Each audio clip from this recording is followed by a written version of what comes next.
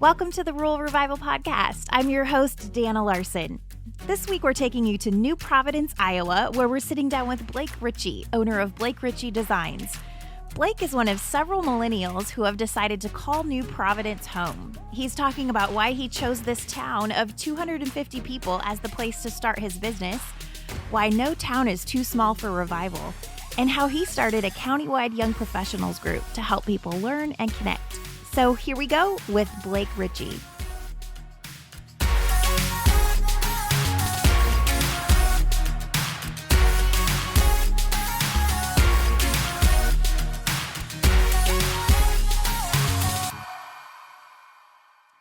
All right, well, we're here today in New Providence, Iowa with Blake Richie of Blake Richie Designs. Blake, thanks for being on the podcast. Yes, thanks for having me. We've been talking about doing this a long time, so I'm glad it's finally coming together around your Christmas tree celebration here and everything. Yep, should be a fun day. Absolutely. Well, tell us a little bit about your background and what made you want to go into construction. Sure. So I grew up working in a cabinet shop or hanging around in this guy's cabinet shop. Grew up there, ended up working for him in high school, went to trade school for architectural millwork for 1 year. And then after that, planned on going back to work for him. And then we had a small falling out. And then I decided to start my business at that time. So what made you kind of decide to go for it? I mean, you obviously had a background in it, but starting your own business is not a small feat. So Right. Yep. I always just wanted to work for myself or run my own business somehow. And I figured, why not then? No better time than now. So what led you to New Providence? So cheap real estate, kind of. Opportunity. I was looking to buy my own shop. I was using a friend's old shop and found this, and it worked out, and everything's just fallen into place since. Well, what has surprised you most about starting your own business? I would say, now that I've been doing it for 5 going on 6 years, that's kind of, there's a lot of learning there. And at first, doing the work and finding the work I felt was hard or stressful. And now, 5 years later, that's just a part of it. It comes. What I'm finding is I'm good at being a carpenter and not a businessman. And so now I'm focusing on the business side and trying to run an efficient and profitable business instead of trying to just build the best stuff, because they go hand in hand. But right, when your background's in building things and carpentry and woodworking, the business side tends to lack. So that would be the biggest battle, I would say, or biggest hurdle to figure out.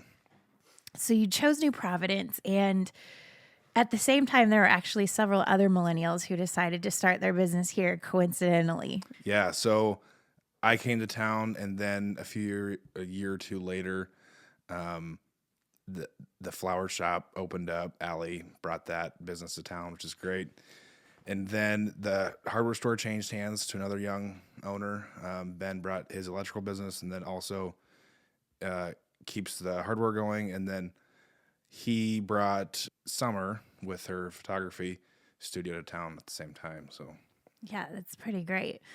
Well, the Des Moines Register did a great feature article on you guys and what you're doing in New Providence. And they mentioned the fact that there is no trendy bistros, craft breweries, or cocktail parties and modern second-story lofts here. But yet there's obviously something very special about New Providence. So describe this town for our listeners and what it is that you love about this town. Yeah. So just the soul community of the town, the people in it, everyone wants to help. Usually, I say usually because I'm always the one getting stuck helping, doing everything. It seems like, but everyone wants to help. Everyone supports you. No one's trying to bring you down. We have a beautiful main street that's been maintained just tremendously. So visually, it's a nice, clean little town. We're always trying to make improvements to it and just make it a nice atmosphere and a nice place to be. So, this group of millennials has also stepped up to take on leadership roles in the community as well. Why is it important for our generation to be intentional about investing in the community? Yeah. If we don't do it, nobody else is going to. And I grew up in small town. I grew up in Eldora, not New Providence, but I love the small town community, the small town vibe. Um, and if we aren't going to keep it up, then it's going to just wash away and disintegrate. And someone's got to step up and be a leader. Absolutely. And I mean, just to give people a picture, like tell us what you're involved in from a leadership role for this town. Yeah, so I obviously run my own business, and then I'm on the city council. I've just about completed my first year of that. I am on the New Providence Pride and Progress Committee, and so we try and make improvements to the town. Like we put up new street sign or new town signs and street signs this year. And then the Heritage Festival Committee, so our summer fest, help plan and organize that. And then this tree lighting event, which is a part of the Summer Fest. It's a fundraiser kind of for that. And I help plan that committee too. So, never a dull moment, right? Yep, there's always always something to be done. Well, this is such a small town. What's the population to?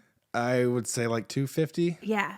Yeah. So you obviously have to rely on business to come from people outside this community as well. Tell us about some of those things that you've done to bring in people for activities and other things. Sure. So our Heritage Festival is always the third weekend in June.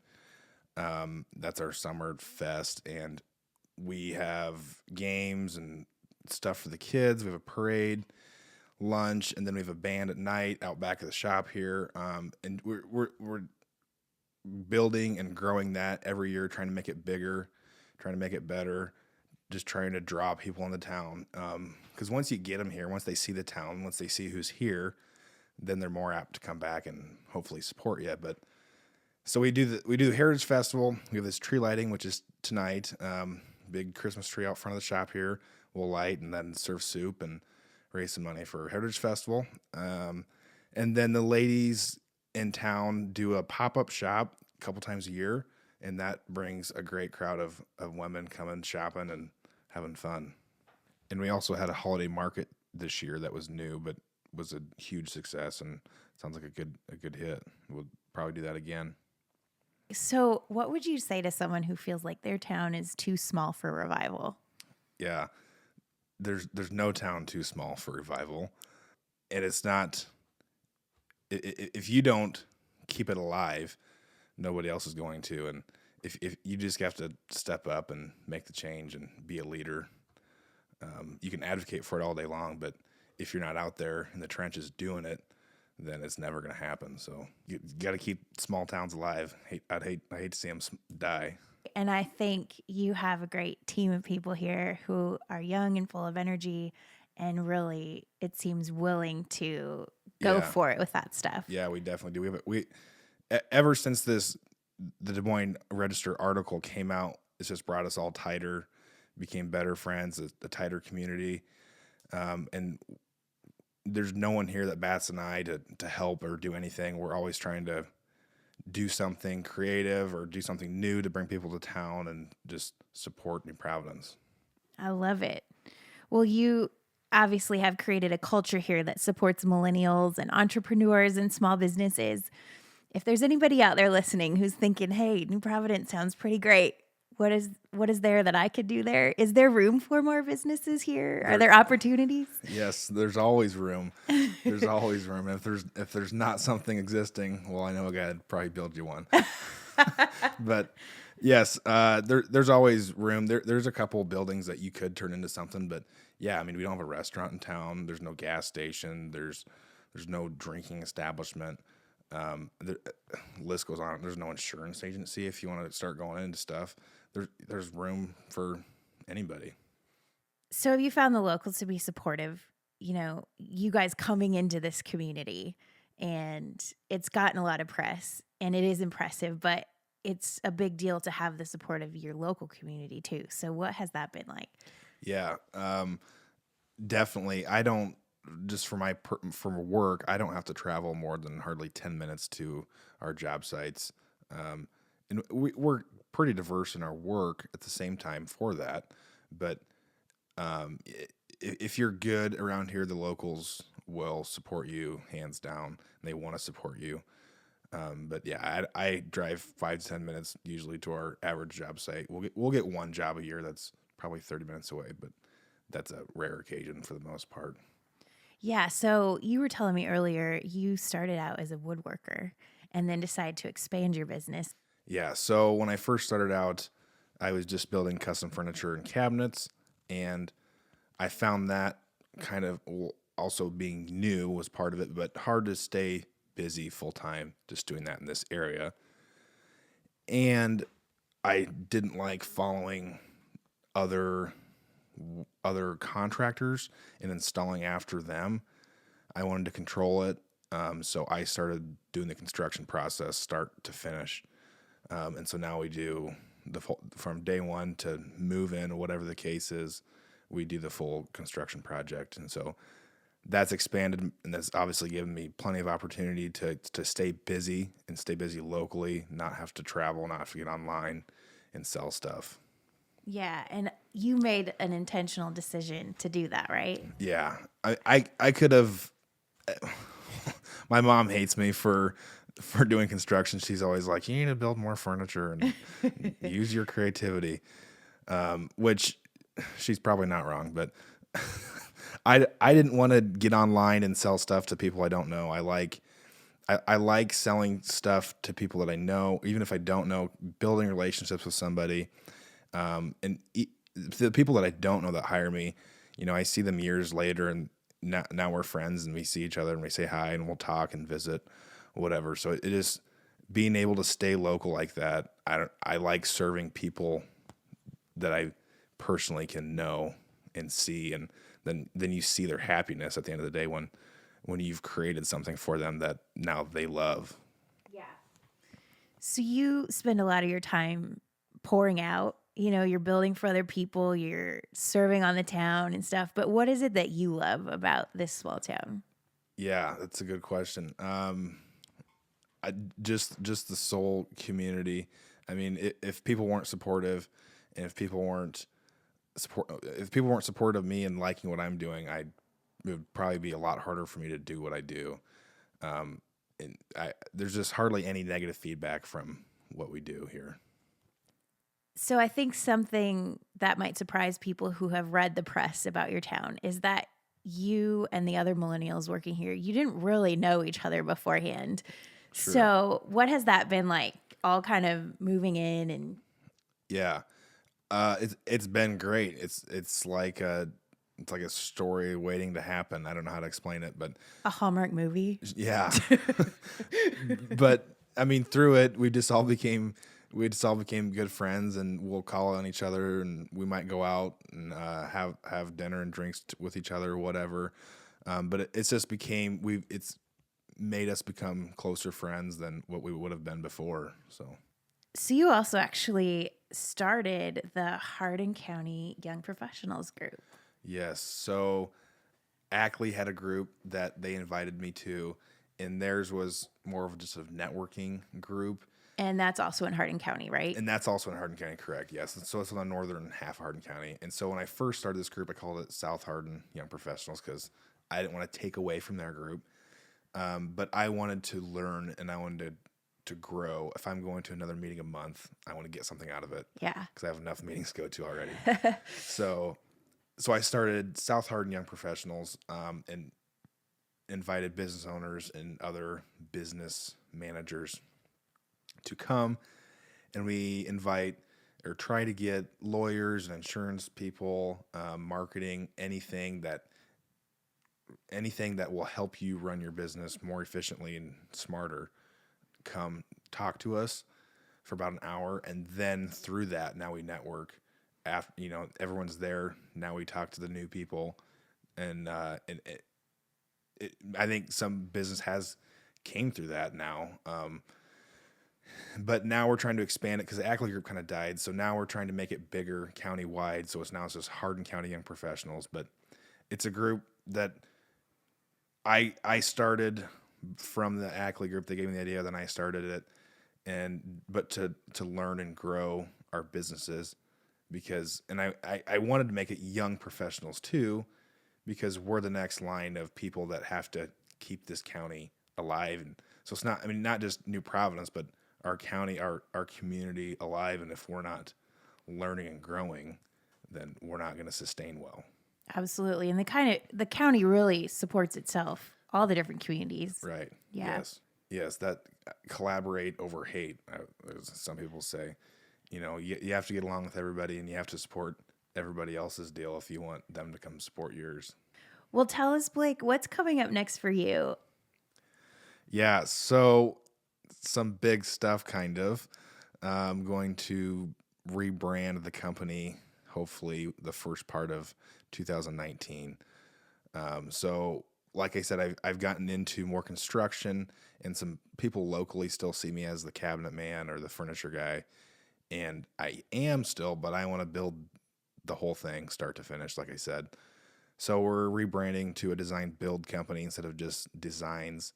And then it's going to be Honey Creek Design Build. So it's a local creek, keeps the name local and original. And then hopefully with that, we'll be able to hopefully hire more people and grow the business here. And what about New Providence? What's next for New Providence? Just to keep doing what we're doing and making everything better, and just keeping everybody happy and keeping a positive vibe and atmosphere here. What would your vision be for New Providence long term? It's a great question. I would like, for one, just to see it stay alive, and not just stay alive, but obviously be a staple community in our area, but attract a community that attracts young families to town, because once young families come to town, a byproduct of that is just simple economic stimulus of they will support whoever's here through that. And so if we can make this town fun and nice and a good atmosphere to be a part of, I would like to hope that young people would want to move to town and make it a place they want to raise their children. And then through that, everything else good comes of it. And obviously, if we could add more businesses to town and just get that younger generation involved, having young families here helps stimulate the county, and that's what this town needs. And through that, more businesses hopefully would be more apt to move to town. Well, I'm excited to tell the stories of you and your friends, which you're going to be featuring on Rural Revival all week. But great job. Thanks for setting an awesome example for people all across rural America. Well, thank you. At least someone thinks it's awesome. It really is. So, but thank you. Thanks for having me and allowing me to take some of your time. Absolutely. And how can people follow you and keep up with what you're doing too? Because you post a lot about your business, but also about New Providence as well. Yeah, sure. So on Facebook, you can find me at BR Designs on Facebook. That would be my company page. And then on Instagram, it's Blake Richie Designs or BR Designs. They should both come up if you search it on Instagram. Okay, great. Well, thanks, Blake, for being on the podcast. Yes, thank you.